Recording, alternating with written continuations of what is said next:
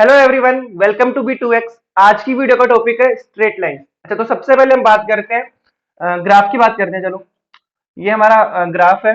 Suppose करो हमें कोई दो पॉइंट गिवन है, like P x1 comma y1 and Q x2 comma y2। अगर हम इस ग्राफ के अंदर ड्रॉ करने की सोचें इसको, तो ये इसके कुछ पॉइंट्स होंगे। सपोज P यहाँ पे कहीं पे लाई कर रहा होगा, ठीक है, ये पॉइंट P, और यहाँ पे कहीं आपका पॉइंट Q होगा। अगर हम इन दोनों पॉइंट को ज्वाइन कर दें,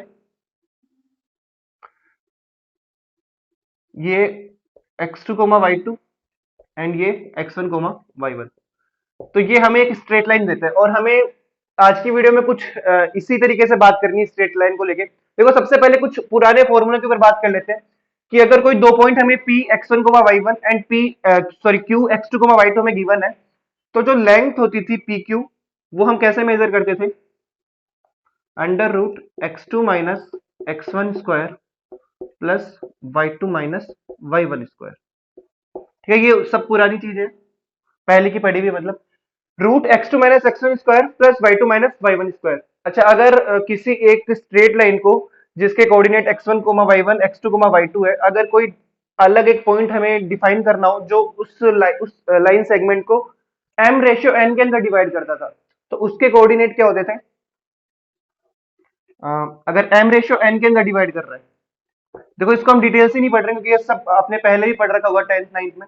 तो m x2 plus n x1 upon m plus n, comma m y2 plus n y1 upon m plus n। ये हमारा कोऑर्डिनेट निकल के आता था उस पॉइंट का जो हमारी लाइन पी क्यू गिवन है, उसको m रेशियो n के अंदर डिवाइड करता था। अच्छा, अगर m और n इक्वल होते थे तब हम कहते थे कि x1 plus x2 upon 2 and y1 plus y2 upon 2। ठीक है, कब? In the case of where m is equal to n। ऐसा क्यों होता था? अच्छा चलो, यहाँ पे पुट करके देख लो। m की जगह क्या करो, n कर दो, या फिर n की जगह m कर दो। ये कुछ ऐसे होगा, ये कुछ ऐसे होगा, इसको भी m कर दो, इसको भी m कर दो। तो देखो अल्टीमेटली बना क्या कि यहाँ से m कॉमन आया, यहाँ से m कॉमन आया, नीचे क्या बन रहा था? 2m बन रहा था। ठीक है, तो वहां से m ऊपर वाले से कैंसिल हो गया, सेम यहाँ पे नीचे 2 बचेगा और m आपस में सब कैंसिल हो जाएंगे। तो x2 plus x1 upon 2 and y2 plus y1 upon 2। ठीक है, तो नेक्स्ट सेक्शन में हम देखते हैं कि अगर हमें slope of a line define करनी हो तो वो हम कैसे करेंगे। तो ओके, तो ये है आपकी स्लोप ऑफ द लाइन। अभी देखो, डेफिनेशन के ऊपर मत जाना, पहले हम एक डायग्राम के ऊपर बात करते हैं। सपोज करो कि ये हमारा ग्राफ है, ठीक है, और एक कोई एक लाइन है जो कुछ ऐसे कट कर रही होगी एक्स एक्सिस को। तो देखो, ये जो लाइन है, ये एक्स एक्सिस के साथ में दो एंगल बनाती है। सपोज इसको अगर हम थीटा बोलते हैं, तो ये वाला एंगल क्या हो गया? 180 डिग्री माइनस थीटा। ठीक है, अभी हम सिर्फ इस वाले थीटा को कंसीडर करेंगे। देखो, इस थीटा की अगर ऊपर हम बात करें तो ये क्या कर रहा है कि ये एक तो पॉजिटिव एक्स एक्सिस के साथ में एंगल बना रहा है। ये जो लाइन से, इसको एल बोलो, ठीक है, इस लाइन को एल बोल दो। ये जो लाइन है, ये एक्स एक्सिस के मतलब पॉजिटिव एक्स एक्सिस के साथ में एंगल बना रही है। एंड सेकंड थिंग क्या है कि एक्स एक्सिस से अगर हम इसकी तरफ चलें तो इसकी डायरेक्शन क्या है? Anti clockwise. मतलब थीटा ये वाला कंसीडर कर रहे हैं, ये वाला भी हो सकता था, बट इसमें क्या होता, अगर एक्सिस से हम लाइन की तरफ चलते तो ये क्लॉकवाइज था, हमें लेनी डायरेक्शन एंटी क्लॉकवाइज। देखो, ये हमारा एक्स एक्सिस है और ये हमारी लाइन है। यहां से हम एक्सिस से हम लाइन की तरफ जा रहे हैं एंटी क्लॉकवाइज वाली डायरेक्शन में। ठीक है, तो अब इस थीटा के ऊपर हम बात करते हैं। The angle theta made by the line L, ये हमारी लाइन हो गई एल। ठीक है, the angle theta made by the line L with positive direction of x axis, ये हमारी पॉजिटिव डायरेक्शन थी, एंड मेजर्ड एंटी क्लॉकवाइज। देखो, यहां से हमने थीटा मतलब जो हमारा एक्सिस था, हम वहां से एंटी क्लॉकवाइज आए हैं, and measured anti clockwise is called the inclination of the line. तो जो हमारा थीटा है, हम उसको क्या बोलेंगे? Inclination of the line. Theta कौन सा है, ये हमने इसके ऊपर बात कर ली है। अभी हम बात करते हैं स्लोप की। तो देखो, इफ थीटा इज, अच्छा क्लियरली एक चीज यहां से हम ये भी कह सकते हैं कि जो हमारा थीटा होगा वो क्या होगा? 0 डिग्री से बड़ा होगा एंड 180 डिग्री से छोटा होगा। ठीक है, 180 से बड़ा हो ही नहीं सकता और 0 से बड़ा होगा। ठीक है, तो इफ थीटा इज, अगर हम ये बोले कि हमारा थीटा क्या है? Inclination of line L, inclination of a line L, then tan theta is called slope of line.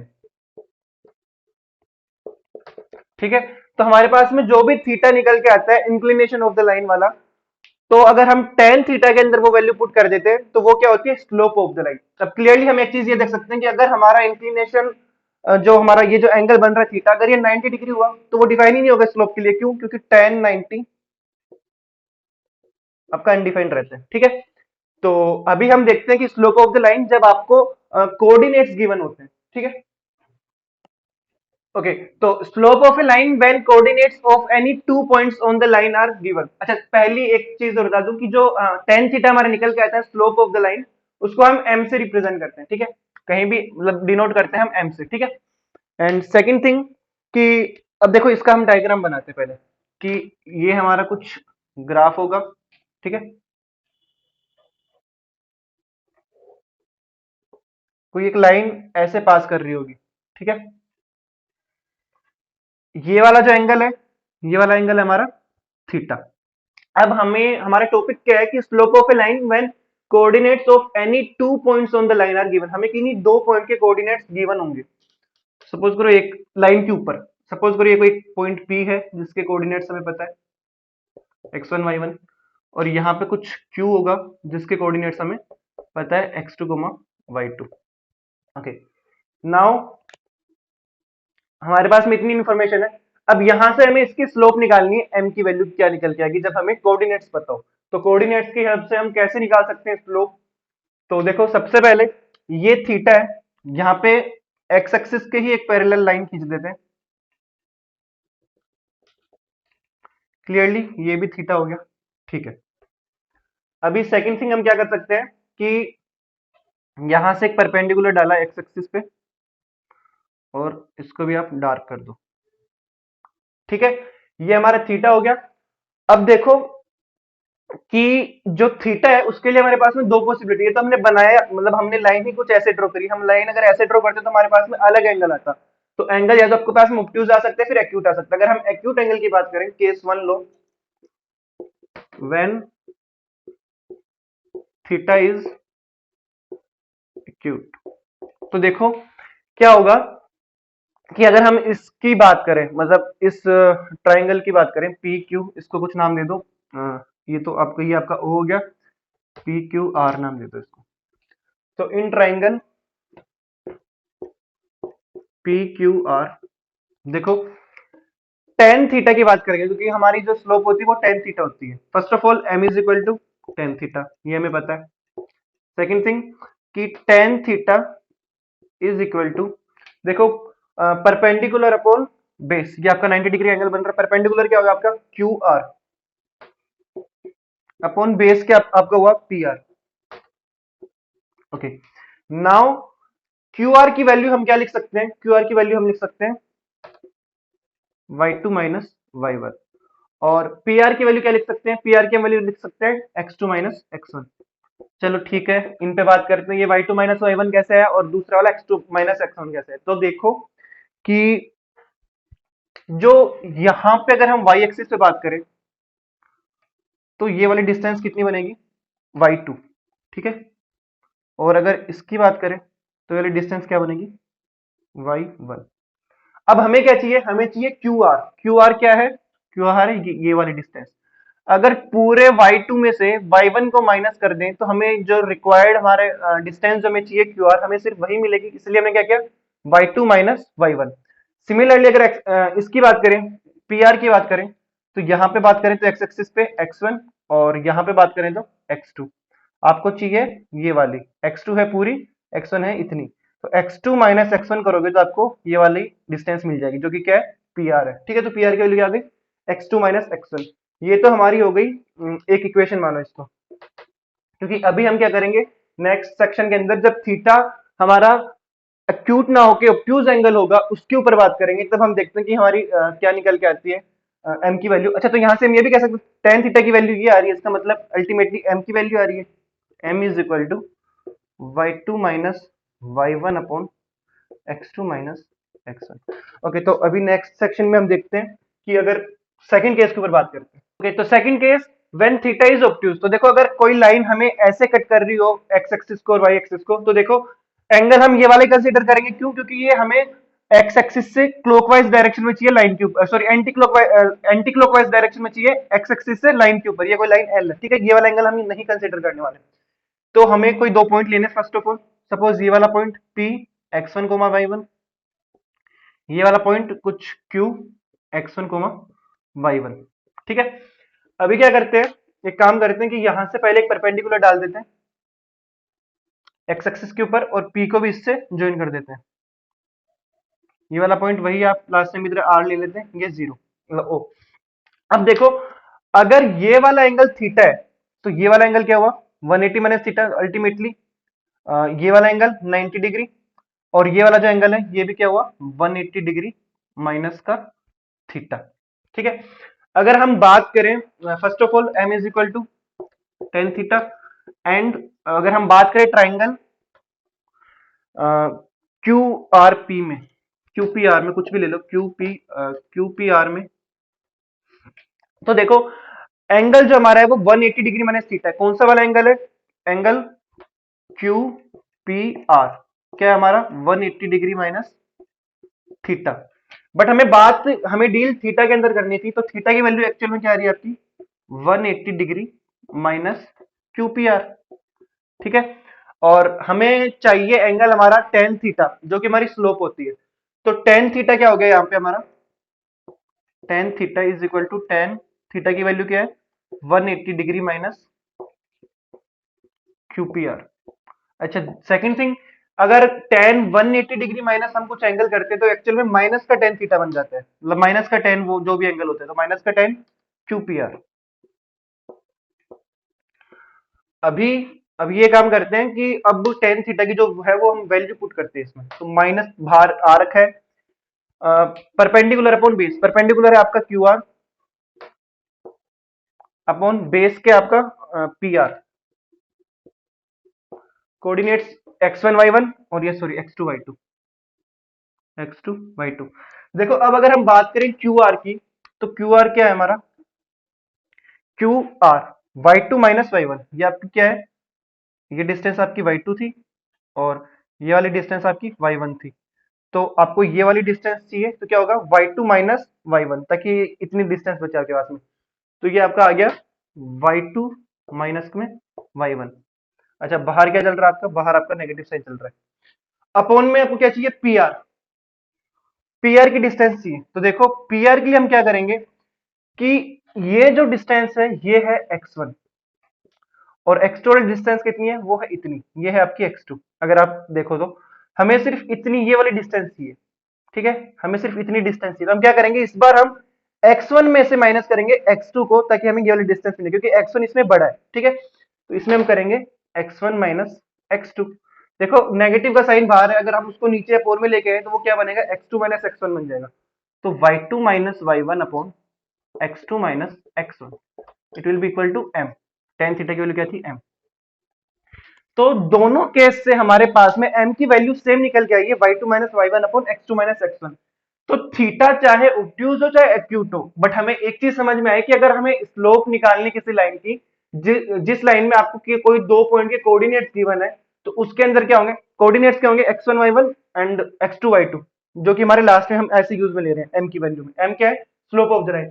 तो अगर आपको स्लोप ऑफ ए लाइन निकालनी होती है और अगर आपको किसी एक लाइन के ऊपर दो कोऑर्डिनेट गिवन होते हैं तो उसकी वैल्यू क्या आती है y2 minus y1 upon x2 minus x1। Okay, तो अब चलते हैं हम हमारे नेक्स्ट सेक्शन की तरफ। तो हमारा नेक्स्ट सेक्शन है कि हमें किसी पर्टिकुलर केस की ओर बात करनी है जब दो लाइन आपस में पैरेलल हो या फिर परपेंडिकुलर हो। हमें उसकी स्लोप के ऊपर बात करनी है, ठीक है, इन टर्म्स ऑफ स्लोप। तो देखो कोई एक ये आपका ग्राफ हुआ, कोई दो लाइन ले लो जो आपस में पैरेलल हो। सपोज ये आपकी L1, सपोज ये आपकी L2, ये L1 ये L2, ये कुछ एंगल बना रही होगी सपोज अल्फा, ये कुछ एंगल बना रही होगी सपोज बीटा। देखो ये इंक्लिनेशन एंगल है, ये भी इंक्लिनेशन एंगल है। तो फॉर अल्फा हम क्या लिख सकते हैं कि टेन अल्फा, L1 के ऊपर बात कर रहे हैं, L1 के लिए इंक्लिनेशन एंगल है आपका अल्फा, तो tan alpha is equal to इसकी स्लोप मानो m1 है। ठीक है। एंड सेकंड आपका जो L2 लाइन के लिए क्या है, टेन बीटा, ठीक है, वो क्या है, M2 मानो उसकी, ठीक है। लाइन L1 के लिए आपकी जो स्लोप है वो M1 है, और जो लाइन L2 है उसके लिए जो आपकी स्लोप है वो M2 है। एंड अल्फा एंड बीटा उनके इंक्लिनेशन एंगल है। बट अगर हम बात करें दो पैरेलल लाइन की, तो दोनों की दोनों जो एक्स एक्सिस के साथ में एंगल बनाने वाली है वो दोनों एंगल तो इक्वल होंगे, क्योंकि दोनों लाइन पैरेलल है। तो अल्फा और बीटा तो आपस में इक्वल हुए ना। क्या कह रहे हैं कि अल्फा और बीटा तो आपस में इक्वल होंगे, क्योंकि ये दोनों लाइन पैरेलल है। अगर अल्फा और बीटा आपस में इक्वल होंगे तो फिर टेन अल्फा और टेन बीटा भी आपस में इक्वल होंगे। और अगर टेन अल्फा और टेन बीटा आपस में इक्वल हो गए, इसका मतलब दोनों की स्लोप भी इक्वल हो गई।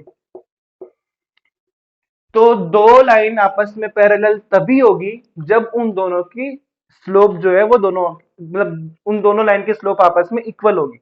तो अगर हम ये कहते हैं, या फिर उल्टा कह लो कि अगर कोई दो लाइन है उन दोनों की स्लोप इक्वल आ रही है, इसका मतलब वो दोनों लाइन पैरेलल है। भाई M1 एंड M2 आ रहा है, मतलब टेन अल्फा टेन बीटा की इक्वल है, मतलब अल्फा बीटा की इक्वल है, इसका मतलब M1, और इसका मतलब दोनों लाइन क्या है, पैरेलल है। ठीक है। सेकंड केस से बात करते हैं, जब दोनों लाइन आपस में परपेंडिकुलर हो।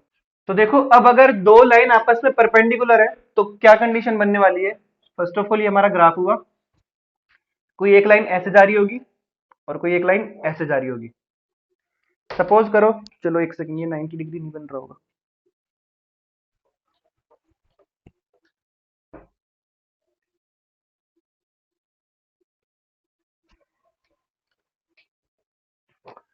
ओके, तो सेकंड कंडीशन हम ये देखते हैं कि अगर दो लाइन आपस में परपेंडिकुलर है तब क्या केस बनने वाला है। ये हमारा ग्राफ हुआ, कोई एक लाइन ऐसे जा रही होगी एंड सेकंड लाइन इसके परपेंडिकुलर कुछ ऐसे जा रही होगी। ठीक है, यहाँ पे हमारा कहने का मतलब कि यहाँ पे 90 डिग्री का एंगल बन रहा होगा इन दोनों लाइन के बीच में। ये लाइन L1 ले लो और ये लाइन L2 ले लो। फॉर लाइन L1 ये एंगल हमारा है अल्फा, फॉर लाइन L2 ये हमारा एंगल है बीटा। बस अगर ऐसा कर दिया तो यहीं पे गलत हो गया। हमने क्या बात की थी, हमें एंटी क्लॉकवाइज डायरेक्शन के अंदर लेके चलना है। ये हम क्लॉकवाइज, देखो ये एक्स एक्सिस से लाइन के ऊपर क्लॉकवाइज डायरेक्शन में जा रही है, इसलिए ये एंगल नहीं ले सकते, हमें एंगल लेना है ये वाला। सपोज करो इसको हमने बीटा लिया, ठीक है। अब हम क्या कह सकते हैं, देखो अगर ये 90, ये वाला भी 90,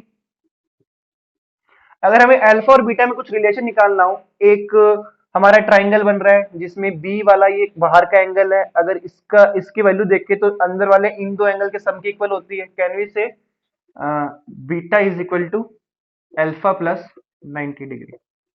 ठीक है, ये चीज हम कह सकते हैं। अब देखो, अगर हम बात करें लाइन L1 के लिए, तो सिंपल हमारे पास में क्या निकल के आने वाला है, इसकी स्लोप मान लो M1 है L1 की, और L2 की स्लोप मान लो M2 है। ठीक है, तो फॉर लाइन L1 हम कह सकते हैं कि tan alpha is equal to M1, simple. ठीक है, अब हम बात करते हैं सेकंड लाइन L2 के लिए। देखो L2 के अंदर क्या केस होने वाला है, L2 के अंदर अगर हम देखें तो ये आपका बनेगा, M2 की जो वैल्यू है वो आपकी आने वाली है tan beta two, beta sorry beta two नहीं बीटा। अब हम बात करें तो बीटा की वैल्यू हम यहां से पुट करते हैं, which is tan alpha plus 90 degree, या फिर थोड़ा सा वैसे लिखते हैं 90 degree plus alpha. tan 90 plus theta क्या होता है, tan 90 प्लस थीटा होता है माइनस का कोट थीटा। यहाँ पे अल्फा तो हम अल्फा लेंगे ऑब्वियसली, माइनस का कोट अल्फा। ठीक है, ये माइनस का कोट अल्फा है। कोट और tan के अंदर क्या रिलेशन होता है, कोट थीटा और tan थीटा के अंदर, cot theta is equal to 1 upon tan theta. तो इसको हम 1 अपॉन tan अल्फा लिख सकते हैं, ऑब्वियसली बाहर माइनस का साइन तो रहेगा ही, -1 upon tan alpha. But tan alpha की वैल्यू क्या थी, m1 थी, तो माइनस का 1 अपॉन m1 लेके क्या चले थे, m2 लेके चले थे, इक्वल आ गया -1 अपॉन m1 में। m1 और m2 के अंदर एक रिलेशन आ गया, क्या आया, m2 is equal to minus का 1 अपॉन m1, और वी कैन से कि m1 is equal to 1 upon m2 minus का। ठीक है, ultimately m1 into m2 is equal to -1, m1 को इधर भेज दो, m1 into m2 is equal to -1। तो यहां से हमने क्या देखा कि अगर कोई दो लाइन आपस में पैरेलल होती है, सॉरी अगर दो लाइन आपस में परपेंडिकुलर होती है, तब क्या होता है कि अगर हम उन दोनों लाइन की स्लोप का प्रोडक्ट निकालते हैं या फिर उन दोनों की स्लोप को हम मल्टीप्लाई करते हैं तो हमें -1 मिलता है। उन दोनों की स्लोप का प्रोडक्ट क्या आता है, -1 आता है। तो अगर आपको चेक करना हो कि कोई दो लाइन आपस के अंदर परपेंडिकुलर है या नहीं, तो उन दोनों की अगर आपको स्लोप पता है तो आप उन दोनों की स्लोप को आपस में मल्टीप्लाई करो, वो प्रोडक्ट आपके पास में -1 आना चाहिए। ठीक है, अभी देखते हैं हम नेक्स्ट सेक्शन। हमारा जो नेक्स्ट टॉपिक है वो है एंगल बिटवीन टू लाइंस। देखो, जब भी हम किसी एक प्लेन की बात करते हैं और अगर हम दो लाइन को कंसीडर करते हैं तो हमारे माइंड में क्या क्या केस आते हैं, या तो वो दो लाइन आपस में पैरेलल हो सकती है, वो दोनों लाइन एक दूसरे के पैरेलल चल रही है। सेकंड केस क्या हो सकता है कि वो दोनों लाइन आपस में इंटरसेक्ट कर रही है। दो ही केस है। तो देखो, हमें एंगल निकालना है तो ऑब्वियसली हम उन दो लाइन के ऊपर बात करेंगे जो आपस में इंटरसेक्ट करेगी। तो अच्छा, अगर दो लाइन आपस में इंटरसेक्ट करती है, जैसे कि चलो यहाँ पे देख ही लेते हैं, एक लाइन ये थी से L1, एक लाइन ये थी से L2। ठीक है, इन्होंने आपस में यहाँ पे एक एंगल बनाया, दैट इज अल्फा। अल्फा नहीं, अल्फा, चलो अल्फा इसको ले लो, ये इसका इंक्लिनेशन एंगल अल्फा, इसका इंक्लिनेशन एंगल बीटा। इसको सपोज करो हमने लिया थीटा। ठीक है, इन दोनों लाइन ने आपस में एक एंगल बनाया थीटा, बट यही दोनों लाइन यहाँ पे भी तो एक एंगल बना रही है से फाइव। ये थीटा और ये फाइव, थीटा और फाइव में फर्क समझना। ठीक है, अब खैर ये ऐसा तो यहाँ पे बना रही, बट ये वाला एंगल इसके इक्वल हो जाएगा और ये वाला एंगल इसके इक्वल हो जाएगा। हमने थीटा और फाइव को यहाँ पे कंसिडर किया। अब देखो, क्योंकि ये थीटा है तो ये भी क्या होगा, थीटा होगा। ठीक है, अब एक प्रॉपर्टी समझना कि जो ट्राइंगल होता है, हमने लास्ट टाइम ही देखा, जो ट्राइंगल होता है उसमें बाहर की तरफ जो यहाँ पे एक्सिस के साथ में जो एंगल बन रहा होता है, उस एंगल का जो वैल्यू होती है वो इस और इस एंगल के सम की इक्वल होती है। So here we can say कि beta is equal to alpha plus theta. तो बेसिकली थीटा को हम क्या कह सकते हैं, बीटा माइनस अल्फा। ठीक है, अल्फा और बीटा क्या इंक्लिनेशन एंगल है, अल्फा है L1 के लिए, बीटा क्या है L2 के लिए, inclination of the line L1 and inclination of the line L2। अब देखो, एक चीज और है यहाँ पे, क्या कि theta plus phi is equal to 180 degree. तो बेसिकली फाइव की वैल्यू क्या हो सकती है, 180 डिग्री माइनस थीटा। ये दोनों एंगल आपस में 180 डिग्री का एंगल बनाने वाले हैं मिलके। अब देखो, अगर हम बात करें इस वाली के ऊपर कि थीटा की वैल्यू हमें क्या गिवन है, बीटा माइनस अल्फा। तो here tan theta will be equal to tan beta minus tan alpha. अच्छा, उससे पहले एक चीज और कि इस लाइन की स्लोप ले लो m1 L1 के लिए और L2 के लिए स्लोप ले लो m2। तो m1 की वैल्यू क्या होगी, टेन अल्फा, और m2 की वैल्यू क्या होगी, टेन बीटा। हाँ, तो tan theta is equal to, sorry sorry sorry sorry, tan theta is equal to tan beta minus alpha. यहाँ पे हम टेन ए माइनस बी का फॉर्मूला अप्लाई करने वाले हैं जो हमने पहले भी पढ़ रखा है। तो वो क्या होता है, ten beta minus tan alpha upon one plus tan alpha tan beta tan alpha. एक ही बात है, टेन अल्फा टेन बीटा बोल दो जाए। अब देखो, टेन बीटा की वैल्यू क्या है m2, टेन अल्फा की वैल्यू क्या है m1। तो हम यहाँ पे कह सकते हैं m2 minus m1 upon one plus m1 into m2। ये हमारी टेन थीटा की वैल्यू निकल के आ गई, m2 minus m1 upon one plus m1 into m2। अच्छा, अब बात करें फाइव के लिए, फाइव भी हमें फाइव के लिए भी अगर एंगल निकालना हो तो देखो फाइव क्या होता है, फाइव की वैल्यू है 180 डिग्री माइनस थीटा। तो टेन फाइव की अगर आप वैल्यू निकालने का सोचो तो tan phi is equal to tan 180 degree minus theta. Tan 180 degree minus theta क्या हो जाएगा, माइनस का टेन थीटा, माइनस का टेन थीटा। और टेन थीटा की वैल्यू आपको पता है ये वाली है, सिर्फ आपको एक बार माइनस लगाना है, माइनस लगाओ और अंदर इसकी वैल्यू लिख दो, m2 minus m1 upon one plus m1 into m2। वापस समझो, हमने टेन फाइव की वैल्यू कैसे निकाली, फाइव की वैल्यू थी 180 degree minus theta, ten phi की वैल्यू निकालनी थी टेन 180 डिग्री माइनस थीटा।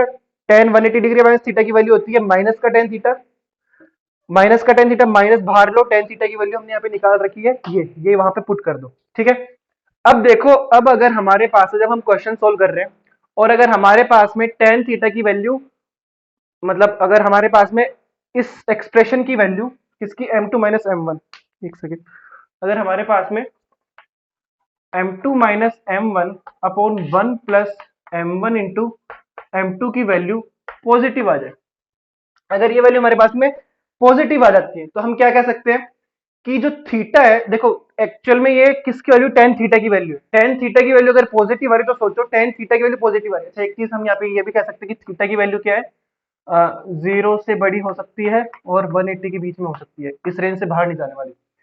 तो अगर हमारे पास में टेन थीटा की वैल्यू पॉजिटिव आ रही है, इसका मतलब थीटा कौन से क्वाड्रेंट में लाई करेगा, फर्स्ट में या सेकंड में, ऑब्ट्यूज होगा या एक्यूट होगा। तो देखो टेन थीटा फर्स्ट क्वाड्रेंट में पॉजिटिव होता है, सेकंड क्वाड्रेंट में वो नेगेटिव होता है। बट अगर आपके पास में टेन थीटा की वैल्यू पॉजिटिव आ रही है, इसका मतलब कि वो फर्स्ट क्वाड्रेंट के अंदर, फर्स्ट क्वाड्रेंट के अंदर, इसका मतलब हम क्या कह सकते हैं कि थीटा आपका एक्यूट है और फाई आपका ऑब्वियसली क्या होगा, ऑब्ट्यूज होगा। क्यों होगा, क्योंकि दोनों को सम तो 180 डिग्री करना ही है ना। अगर एक एक्यूट हो गया तो फिर दूसरे को ऑब्ट्यूज होना पड़ेगा, ताकि इन दोनों का सम क्या हो जाए, 180 डिग्री हो जाए। बट अगर m2 minus m1 upon 1 plus m1 into m2, ये अगर आपका नेगेटिव आ गया, नेगेटिव आ गया मतलब टेन थीटा की वजह के पास में नेगेटिव आ गई, टेन थीटा अगर आपके पास में नेगेटिव आ गया, इसका मतलब कि टेन थीटा फर्स्ट क्वाड्रेंट में नहीं है, इसका मतलब वो सेकंड क्वाड्रेंट में। सेकंड क्वाड्रेंट में इसका मतलब आपका जो थीटा होगा वो क्या होगा, सेकंड क्वाड्रेंट मतलब 90 से 180 के बीच में होगा। ठीक है, तो ये क्या हो गया, इस बार ऑब्ट्यूज हो गया। क्योंकि ये ऑब्ट्यूज हो गया इसलिए फाई क्या होगा, ऑटोमेटिकली एक्यूट होगा। और सबसे सिंपल, अगर आपको एट द एंड फॉर्मूला याद रखना है तो आपको ये रखो, ना प्लस ना minus, tan theta is equal to mod लगा लो m2 minus m1 upon 1 plus m1 into m2। तो आज की वीडियो में हमें इतना ही पढ़ना था। अब हम बात करते हैं, खत्म नहीं कर रहे वीडियो, आज की वीडियो में हमने टॉपिक इतने पढ़ने थे, अब हम इनके ऊपर कुछ बेस्ड क्वेश्चन देखने वाले हैं। तो कुछ क्वेश्चन है वो देखते हैं।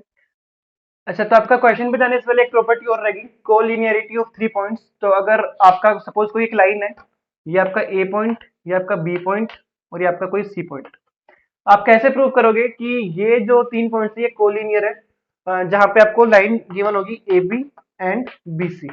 देखो कुछ नहीं है, सिंपल सा है कि आपको क्या करना है, ए बी की स्लोप निकालनी है और बी सी की स्लोप निकालनी है, क्योंकि इनके लिए अगर आप एक्स एक्सिस पे एंगल निकालोगे तो वो तो सेम ही आने वाला है। ठीक है, ए बी के लिए भी वही एंगल अल्फा आएगा, बीसी के लिए भी वही एंगल अल्फा आएगा। तो अगर आपने इन दोनों ए बी की स्लोप निकालो और बीसी की स्लोप निकालो, अगर ये दोनों स्लोप आपस में इक्वल आ जाती है, तो उन दोनों को आप आपस में क्या बोलोगे, कि ये तीनों पॉइंट आपस में कोलिनियर है। अच्छा, पैरेलल वाले में भी तो यही केस था कि स्लोप इक्वल आनी चाहिए, बट पैरेलल वाले में ये नहीं होता ना कि आपको तीन ही पॉइंट से दो लाइन बन रही हो, सपोज ए बी एंड सी।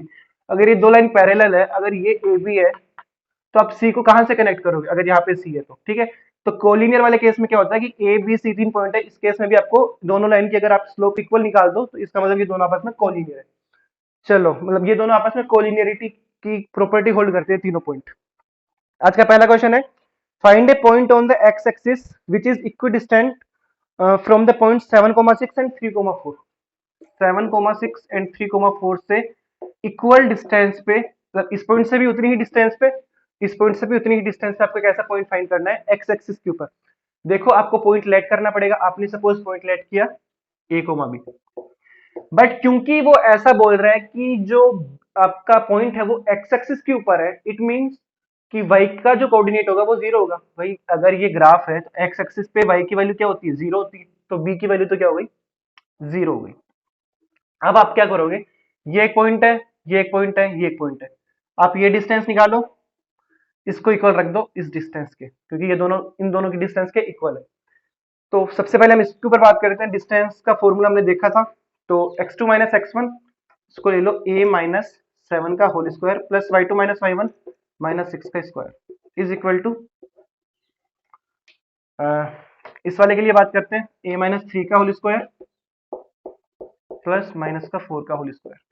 ठीक है, देखो रूट से रूट कैंसिल हो गया, a माइनस 7 का होल स्क्वायर खोल दो, a square minus 14a plus 49 plus 36, सही कर रहे हैं, plus 36 is equal to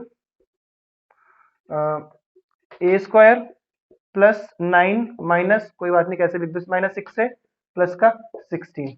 okay, now 49 plus 36, 49 plus 30 कितना हो जाता है, 79, 79 प्लस 6 आपका हो गया 85, ए स्क्वायर माइनस 14a प्लस कितना था 85 is equal to A square minus 6 है, 16 एंड 9 25। देखो ए स्क्वायर से ए स्क्वायर कैंसिल। ठीक है, 14 उधर गया तो क्या बनेगा, प्लस का 14, 14 माइनस 6 8, 8 है, एंड ये देखो 25 इधर आता है, 85 में से अगर हम 25 माइनस किया तो वो बचेगा 60। तो बेसिकली ए की, ये ए है, ए की वैल्यू क्या आ गई 60/8। 4 से कर दो इसको तो ये क्या बनेगा 15/2। ठीक है, तो ए की वैल्यू आपके पास में आ गई 15/2। आपको वो पॉइंट फाइंड आउट करना था, तो वो पॉइंट आपके पास में क्या होगा 15/2, 0।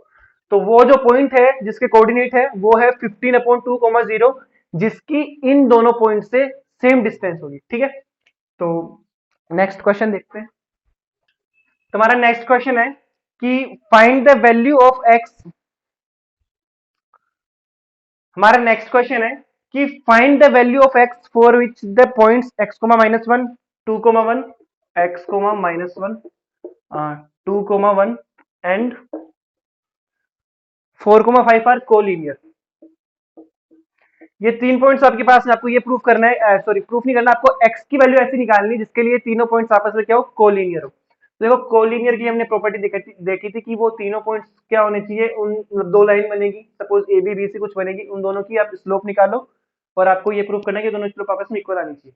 ठीक है, तो पहले देखो स्लोप, अगर आपके पास में एक लाइन ये हुई और एक लाइन ये हुई, ठीक है, ये पी क्यू, ये क्यू आर, जो भी आपके पास में कोऑर्डिनेट गिवन हो तो आप स्लोप कैसे निकालते थे, remember m is equal to y2 minus y1 upon x2 minus x1। अगर हम इसकी बात करें तो y2 क्या है 1, 1 minus minus 1, 1 minus minus 1 upon x2 minus x1 क्या होगा 2 minus x। It will be equal to दूसरे वाले की स्लोप y2 के 5, 5 minus 1 and x2 minus x1 4 minus 2। Okay, so ये ऊपर क्या बना 2/2 minus x is equal to 4/2। तो इसको आप 2 लिख दो और इसको अब आप 1 लिख दो। ठीक है, तो basically 2 minus X is equal to 1, x is equal to 2 minus 1, x is equal to 1। x की वैल्यू 1 निकल के आई है, तो बेसिकली आपको x की ही वैल्यू फाइंड आउट करनी थी जिसके लिए तीनों पॉइंट आपस में कोलिनियर हो। अब आप अपने आपको अगर आपको अलग से रफली चेक करना तो आप चेक कर सकते हो x की वैल्यू 1 रख के। तो बेसिकली ये कहना चाह रहे हैं कि ये तीनों जो पॉइंट है अब आपके कोलिनियर है। ठीक है, चलो नेक्स्ट क्वेश्चन देखते हैं। ओके, तो आज की वीडियो का हम लास्ट क्वेश्चन देखते हैं, जो है कि if 3 points h, 0, a, b and 0, k, h, 0, a, b and 0, k, a, b and 0, k line on a line show that a upon h plus b upon k is equal to 1, a upon h plus b upon k is equal to 1, ये आपको show करना है। देखो 3 points अगर same line पे, इसका मतलब वो कोलिनियर है। अभी हमने लास्ट क्वेश्चन जो देखा सेम वही प्रॉपर्टी हम इसके अंदर भी लगा देंगे। तो देखो इन दोनों की स्लोप आपस में इक्वल होनी चाहिए, कहने का मतलब है स्लोप निकालते हैं। तो देखो y2 माइनस y1 मतलब कि b minus 0, y2 minus y1 upon a minus h, it must be equal to y2 minus y1 k minus b upon 0 minus a।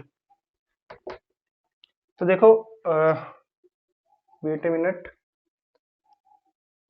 ये क्या बना ए बी, सॉरी माइनस का ए बी, इसको हटा दो, इस 0 को हटा दो, ये बना माइनस का A B is equal to K minus B into A minus H. Bracket open कर दो, माइनस का A B is equal to A K minus H K minus A B plus B H. ठीक है, तो A B से A B cancel.